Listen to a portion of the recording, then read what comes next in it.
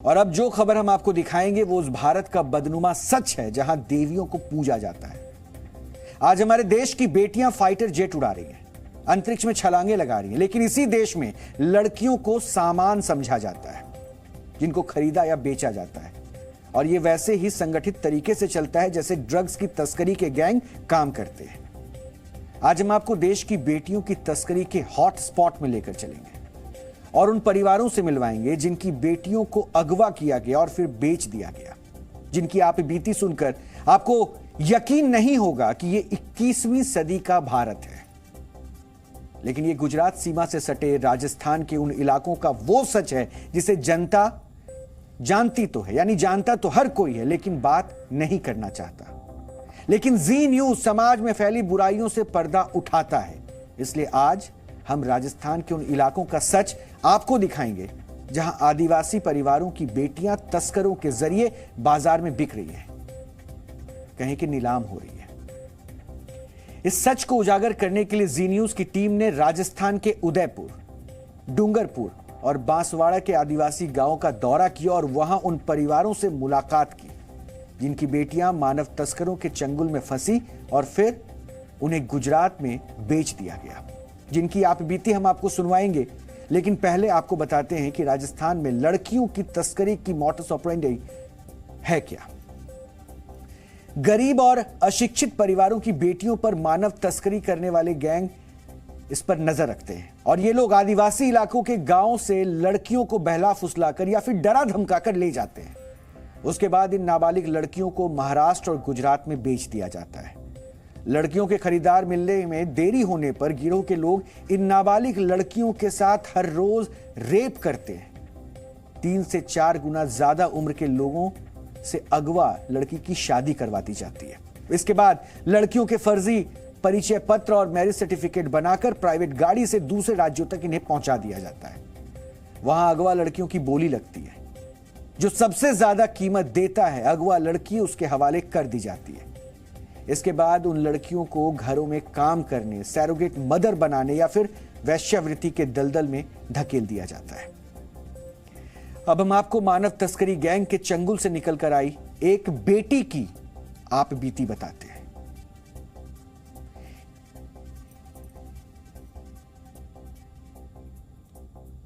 यह कहानी उदयपुर के मोहत गांव में रहने वाली एक नाबालिग लड़की की है, जो गुजरात के डीशा में मजदूरी करने गई थी, जहां वो दलालों के चंगुल में फंस गई, जिन्होंने उस लड़की को बाड़मेर के श्याम सिंह को 4 लाख रुपए में बेच दिया। दलालों ने बकायदा पीड़ित लड़की को धमकाकर फर्जी पहचान पत्र बनवाए थे और कोर्ट मैरिज भी करवा दी थी। और किसी तरह लड़की ने अपने पिता को फोन करके बताया कि वो कैसे मानव तस्करों के चंगुल में फंस गई है। अब परिवार को हकीकत का पता चला तो जमीन जायदाद गिरवी रखकर मुश्किल से 50 से 60 हजार रुपए जुटाए गए और दलालों को यह रकम देकर अपनी बच्ची को छुड़ाकर लाया गया। हम उस लड़की की पहचान जाहिर नहीं करेंगे, लेकिन उस लड़की की आप बीती आपको उसी की जुबानी जरूर सुनवाएंगे और आपको सुनना भी चाहिए उसके दर्द को। क्या हुआ, पूरा घटनाक्रम बताओ।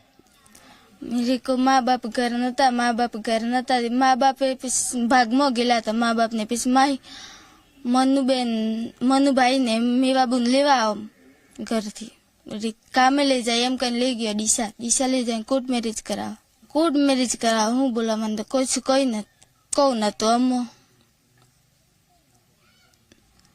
तुमने विरोध नहीं किया उसका? साहब मन कहूँ न तो હું વિરોધ કરું મો। तुमने बोला नहीं कि क्यों करा रहे हो? क्या चुप रहने के लिए बोला था उन्होंने? डराया धमकाया था? क्या बोला था उन्होंने? बैठ रहे गाड़ी में इको में। फिर क्या हुआ, आगे की कहानी क्या हुई? फिर आगे के रात को उठा ले गया, बाढ़ में ले गए। तो वहाँ क्या बोला उसने कि अब मैं खरीद के लाया, ऐसा कुछ बात हुई? एमएस कह के हूँ के बीज तो क्या काम कराते थे वहाँ पे वो लोग? घर का पूरा काम कराता। और ये भी बोलता था कि मैं शादी करके लाया हूँ, मैंने खरीद लिया है। क्या बोलता था? मैं शादी करके लाया है, तुमने घर पे नहीं जाने दूंगा, ऐसे बोलता। और कुछ बताता था कितना पैसा मैंने दलालों को दिया है? 4 लाख की बात करता, बीच बात में खबर नहीं। अच्छा, वो लोग कैसी भाषा बोलते थे तो वो समझ में आता था? ना हिंदी भाषा बोलते, कुछ खबर नहीं पड़ती। तो फिर यहाँ तक कैसे छूट के आई तुम? मेरे मम्मी पापा को फोन किया, काम नु नाम बधु जिला बधु बताड़ू में। फिर कैसे आई यहाँ तक? पुलिस वाला लेवा आयो, कौन आयो लेवा? जिस लड़की की आप बीती आपने सुनी, वो राजस्थान में गुजरात बॉर्डर से सटे आदिवासी गांव में रहने वाली बहुत सी लड़कियों का सच है। लेकिन उन लड़कियों की किस्मत इतनी अच्छी नहीं है कि वो मानव तस्करों के चंगुल से छूट पाए। इसलिए आपको उन लड़कियों के परिवारों से भी आज हम मिलवाएंगे। इन परिवारों में किसी की बेटी को बेच दिया गया, तो किसी की पत्नी को, तो कोई अपने ही करीबी लोगों के जाल में फंस गई। लड़कियों की तस्करी के हॉटस्पॉट बने राजस्थान के गांव में जी न्यूज की यह रिपोर्ट देखकर आप सोचने पर मजबूर हो जाएंगे कि 21वीं सदी के भारत में यह क्या हो रहा है। देखिए इसे।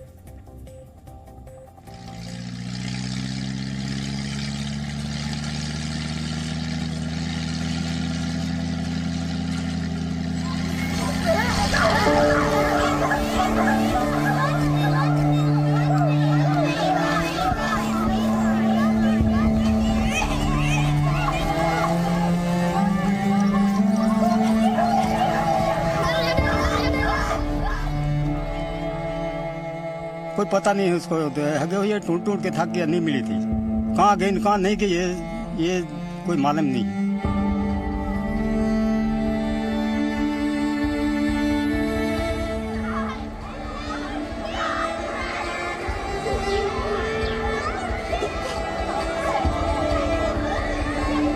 पिताजी की स्थिति पहले बहुत अच्छी थी।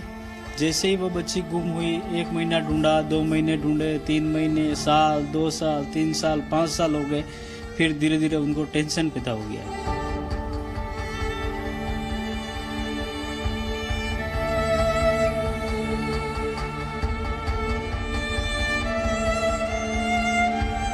फिर उसको ले गए वहाँ ग्वालियर में, 1,20,000 में इसे सौदा हुआ है, यूं बता रही थी लड़की। राजस्थान का वो कौन सा इलाका है जहां लड़कियों की सरेआम नीलाम बोली लगती है? आखिर कौन लोग हैं जो इन लड़कियों की खरीद फरोख्त करते हैं? क्या इन लड़कियों को बेचकर दूसरे राज्यों में जिस फरोशी के दलदल में धकेल दिया जाता है, या फिर कहानी कुछ और है? आज हम आपको दिखाएंगे पूरा सच।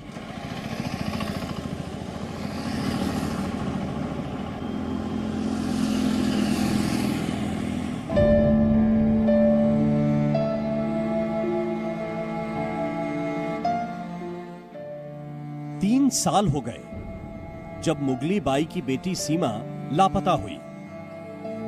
तब से अब तक मुगली बाई की आंखों से आंसू थमे नहीं हैं।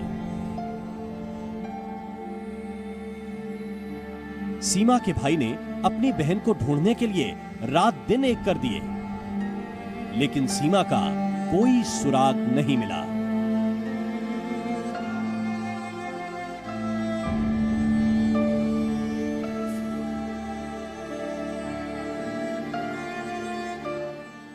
सरकार मेरी बेटी से वापस लाओ। क्यों गूंगी बेटी है कि क्यों हमारे सब बेटी नहीं लाता था?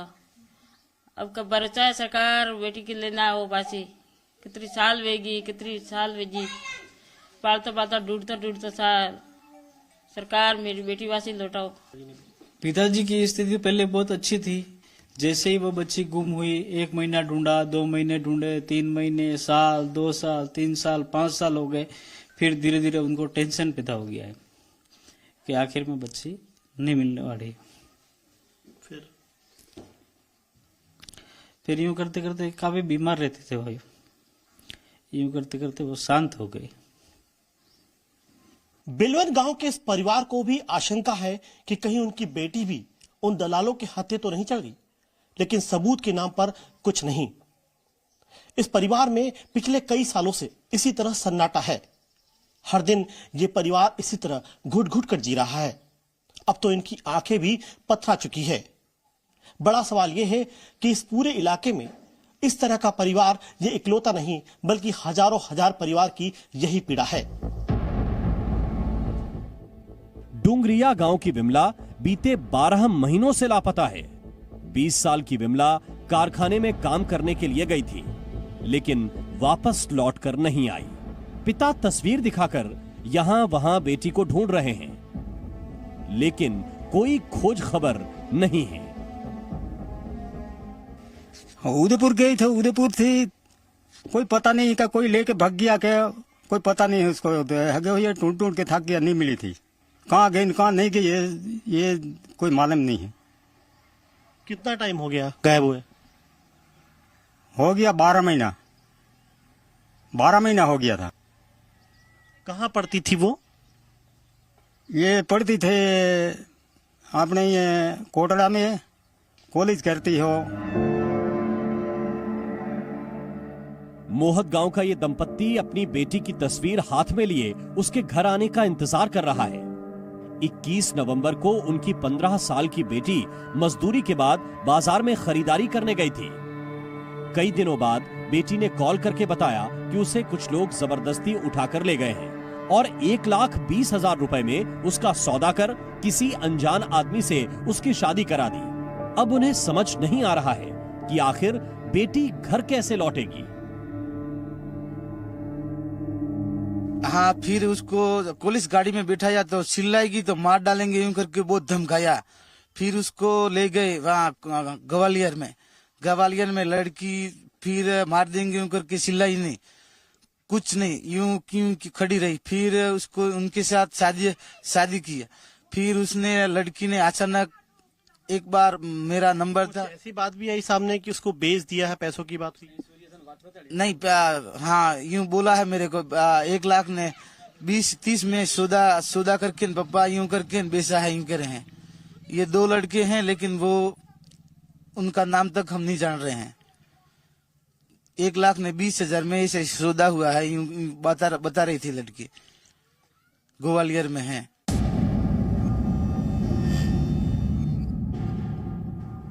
ये तस्वीर क्यारा गांव के मनोहर पारगी और उसके मासूम बच्चों की है। मनोहर ने कोटड़ा थाने में हाल ही में शिकायत की है कि बीते दिनों जब वो गंभीर बीमार था तब उसकी पत्नी मायके गई थी, लेकिन तभी से वो लौटकर नहीं आई। पुलिस खुद आशंका जता रही है कि लड़कियों की खरीद फरोख्त यहां आम बात है। एरिया में एक शिक्षा की बहुत बड़ी कमी है, लोगों को ये समझ में नहीं है। कई बच्चियों के आधार कार्ड तक नहीं बने हुए हैं, कई बच्चे स्कूल नहीं गई हुई हैं। एक्चुअल में उनकी जो एज है 17-18 साल के आसपास में माता पिता उसको बालिग समझ लेते हैं और उस बच्ची को अपनी मर्जी से पैसा लेकर के शादियां करवा देते हैं ये लोग।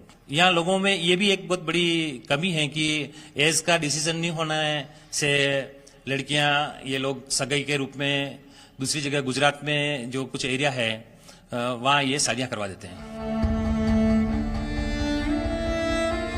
गुजरात से सटे राजस्थान के इन गांवों की यही कहानी है, जहां लड़कियां मानव तस्करों के लिए आसान शिकार बनी हुई हैं, जो लड़कियों को बेचकर अपनी जेबें भर लेते हैं। पुलिस और प्रशासन आंखें बंद किए बैठा रहता है और गायब लड़कियों के परिवार रोते गिड़गिड़ाते रह जाते हैं। कोई खुशकिस्मत लड़की ही होती है जो तस्करों के चंगुल से बचकर वापस अपने परिवार के पास लौट पाती है। राजस्थान की सीमा से सटे गुजरात के कई गांव हैं जो लड़कियों की तस्करी के लिए कुख्यात है। राजस्थान के गांवों से गुजरात के हिम्मतनगर, साबरकांठा, दाहोद जैसे इलाकों में हर दिन हजारों लड़कियां काम करने के लिए जाती हैं। यहाँ से दलाल ठेकेदार लड़कियों की उम्र से 3 से 4 गुना लोगों के साथ उनकी जबरिया शादी करा देते हैं। यहाँ तक कि उनके फर्जी पहचान पत्र और शादी के सर्टिफिकेट तक भी बनवा देते हैं। इसके बाद इन्हीं लोगों के जरिए उन्हें दक्षिण भारत के राज्यों में पहुंचाया जाता है, जहां पर लड़कियों को मुंह मांगे दाम पर बेच दिया जाता है।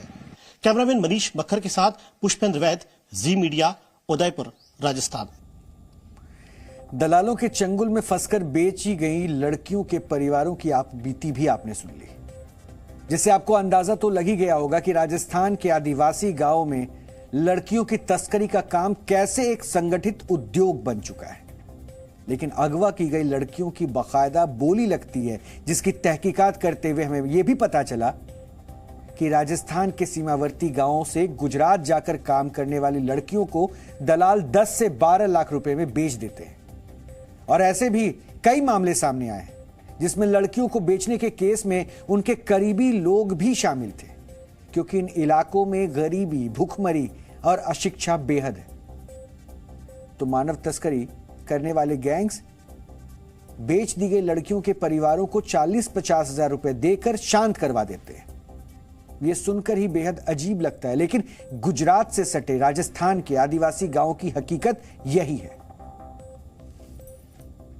इस इलाके में और बच्चियों को, जैसे बच्चियां गुजरात में जाती हैं मजदूरी करने के लिए, और वहां से जो दलाल होते हैं बहला फुसला के, वहां से दलाल उठा के बेच देते हैं 10 लाख 12 लाख में, और फिर माँ बाप को 10-15 हजार 20 हजार रुपए देके उसको शांत कर देते हैं। जो पुलिस को हम कहते हैं तो पुलिस उसको पकड़ती नहीं है, और पकड़ती है तो वो उसको छोड़ देती है। कड़ी से कड़ी कार्रवाई नहीं होती है। अगर जो कड़ी से कड़ी कार्रवाई होती है तो ये दलाल ऐसा काम नहीं करे।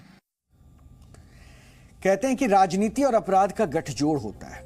इस केस में भी ऐसा ही लगता है, क्योंकि राजस्थान के जिन आदिवासी गांवों में लड़कियों को अगवा कर बेचने का धंधा धड़ल्ले से चल रहा है, वहां इन इलाकों के सफेद पोश नेता भी इस गंदे काम में सक्रिय हैं। राजस्थान पुलिस की गिरफ्त में खड़े इस शख्स को देखिए। इस शख्स को लड़कियों की तस्करी के केस में गिरफ्तार किया गया और इसका नाम है सोहन लाल परमार, जो झालौर विधानसभा सीट से निर्दलीय चुनाव लड़ चुका है और राज्यसभा सांसद किरोड़ी लाल मीणा का करीबी भी बताया जाता है, जिनके साथ उसकी कुछ चुनावी तस्वीर भी दिखी है, यानी पोस्टर भी में उसकी तस्वीर भी दिखी है। और हैरानी की बात तो यह है कि प्रशासन की नाक के नीचे सब कुछ चल रहा है, लेकिन प्रशासन का दावा है कि यहां मानव तस्करी जैसा कोई मामला है ही नहीं, यानी पुलिस को कुछ लगता ही नहीं है। वजह क्या है? गर्ल्स ट्रैफिकिंग, ह्यूमन ट्रैफिकिंग के केसेस लगातार इस इलाके में आ रहे हैं। वैसे तो सर एज पर गवर्नमेंट रिकॉर्ड हमने कहीं भी ऐसा देखा नहीं है कि कोई गर्ल्स चाइल्ड की ट्रैफिकिंग, इमोरल ट्रैफिकिंग कहीं हुई हो। कुछ समय पहले एक पानरवा पुलिस चौकी पर केस था, जो अभी भी जांच विचाराधीन उसमें चल रही है सर, जिसमें पुलिस विभाग ही अपनी बात बता पाएगा। और वैसे अगर जनजाति समाज के नजरिए से देखा जाए तो यह समाज बहुत प्योरिटी वाला समाज है। प्रशासन की नजर में वहां कोई मोरल ट्रैफिकिंग या कोई गर्ल्स ट्रैफिकिंग, ह्यूमन ट्रैफिकिंग नहीं होता है। एब्सोल्युटली सर, क्योंकि गवर्नमेंट बहुत ही उस एरिया को एस्पायरिंग नजरिए से देखते हैं। हमारे जिला कलेक्टर महोदय के अब तक 20 दौरे हो चुके 1 साल के अंदर ही। यानी जो सच हमारे कैमरे में कैद हो गया, उन परिवार वालों से हमने बात कर ली, आप बीती उस लड़की ने भी सुना दी, और ऐसे कई उदाहरण भी सामने आ गए। वहां पर सिस्टम को ये नजर नहीं आता है, यानी सिस्टम के रिकॉर्ड में सब ठीक ठाक है। यह उस राजस्थान की सच्चाई है जो महिलाओं और बेटियों के साथ होने वाले अपराधों के मामले में अव्वल है। ऐसा हम यूं ही नहीं कह रहे हैं।